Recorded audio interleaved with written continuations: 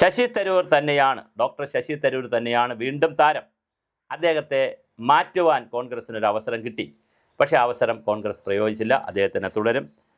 പാർലമെൻറ്റിൻ്റെ 24 സഭകളുണ്ട്, സ്ഥിരം സമിതികളുണ്ട്. ആ സമിതികൾ പുനഃസംഘടിപ്പിച്ചു.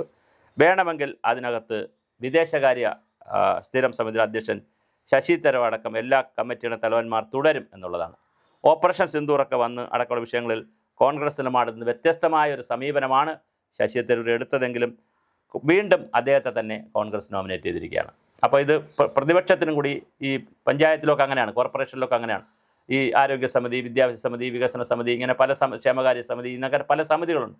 അതിൽ കുറച്ച് ഭൂരിപക്ഷത്തിനും കുറച്ച് ഭരണപക്ഷത്തിനും കിട്ടും, കുറച്ച് പ്രതിപക്ഷത്തിനും കിട്ടും.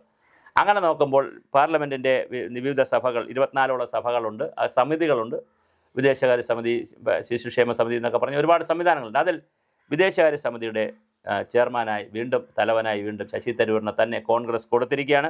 വ്യത്യസ്തമായ അഭിപ്രായം ഉണ്ടെങ്കിലും സോണിയാഗാന്ധിയാണ് സ്പീക്കർക്ക് വീണ്ടും കത്ത് കൊടുത്തിരിക്കുന്നത്. തരൂരിന് പുറമെ ദിഗ്വിജയ് സിംഗ് വിദ്യാഭ്യാസം, ചരൺജിത് സിംഗ് ചന്നി കൃഷി, സപ്തഗിരി ഉലാഗ ഗ്രാമവികസനം എന്നിവരെയും കോൺഗ്രസ് നിലനിർത്തി. എല്ലാ വർഷവും സെപ്റ്റംബറിലാണ് ഈ സ്ഥിരം സമിതികൾ പുനഃസംഘടിപ്പിക്കുന്നത്.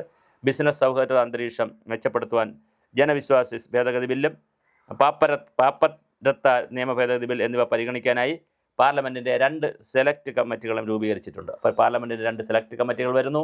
അതുപോലെ തന്നെ 24 വിഷയത്തിൽ സമിതികളുണ്ട്. ജൻവിശ്വാസ് ഭേദഗതി ബിൽ പരിഗണിക്കുന്ന കമ്മിറ്റിയിൽ കേരളത്തിൽ നിന്ന് NK പ്രേമേന്ദ്രൻ MPയെയും അംഗമാക്കിയിട്ടുണ്ട്. BJPയുടെ തേജസ്വി സൂര്യയാണ് അതിൻ്റെ അധ്യക്ഷൻ. IBC സെലക്ട് കമ്മിറ്റിയുടെ അധ്യക്ഷനായിട്ട് BJPയുടെ തന്നെ ബൈജയന്ത് പാണ്ഡെയാണ് വച്ചിരിക്കുന്നത്.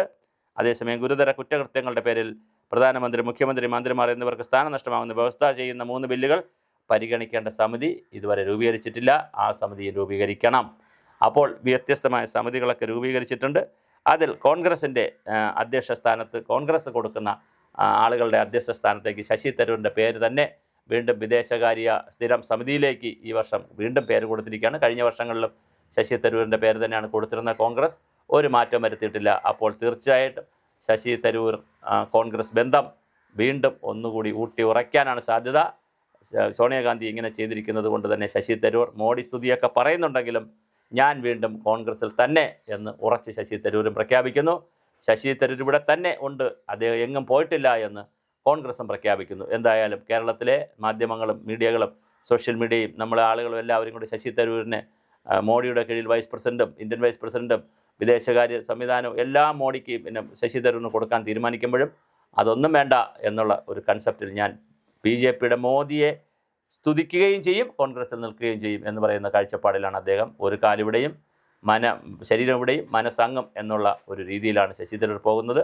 അങ്ങനെ തന്നെ പൊയ്ക്കോട്ടെ എന്ന് സോണിയാഗാന്ധിയും കോൺഗ്രസും തീരുമാനിച്ചിരിക്കുന്നു എന്നാണ് തോന്നുന്നത്.